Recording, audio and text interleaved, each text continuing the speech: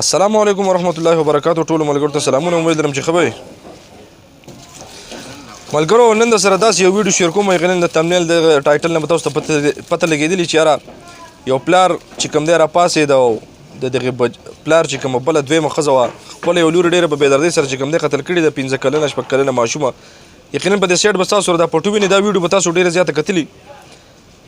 دا د سوات په علاقه باندې چې کوم دی دا یو پلار نه چې کوم دی جلاد جوړ شوی دی او خپله لور یې دومره په بېدردۍ سره قتل کړې ده.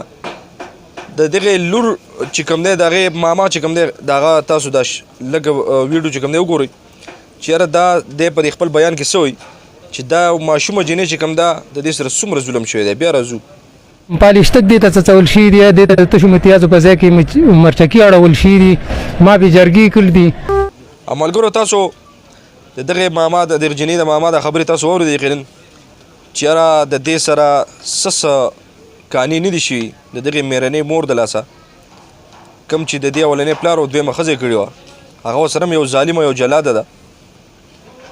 دغې ماما یې پکې یو خبره بل هم کړې ده. بهرحاله به تاسو نه یې کتلي چې یاره دا به تاسو چاله ورکړې وه بلکې یو کافر له به م ورکړې وه هغه به له ځان له رالویه کړې وه ساتلې به یې وه او تاسو چې کوم دی دا ووجله څومره په بېدردۍ سره چې یاره د میچازو کوم ځای چې په هغې کې ورته چې کوم دی مرچکي د کړي دي پلسټک چې کوم دی څنګه پلسټک ته چې ور ورته کړي بیا د هغې نه چې کوم هغه بسرې راساسي هغه یې پې څڅولي داسې سزاګانې یې ورکړي په داسې سزاګانو یې وجلې ده لکه داسې سزاګانې څوک د 302 مجرم لم نه ورکوي کوم چې مړی وکړي کوم چې بلکې یو 10 قتلونه وکړي له هغه هم څوک داسې سزا نه ورکوي کوم چې دوی دې بېګناه جینۍ له ورکړي ده 15 کلنه په چا باندې چې د الله حق هم نه یې د دې حکومت ته زمونږ برپور چې کوم دی دغه پیغام دی چې یاره دې مور او دغې پلار له دیم د دې په شان سزا وکړی شي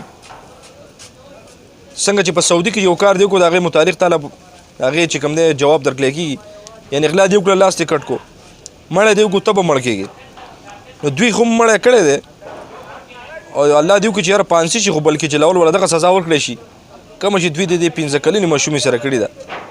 نو زه یم چې انشاءالله بیا به آینده داسې کیسونه وغیره دا چې کوم دی دا به نه راځي. لعنت ووایه ټول په دې پلار باندې په دې مور باندې او الله پاک دې داسې مور پلار له بچي اډوخی نه چې یاره بیا د ساتلې په ځای باندې چې کوم دی هغو سره دا قسمت ظلمونه کوي.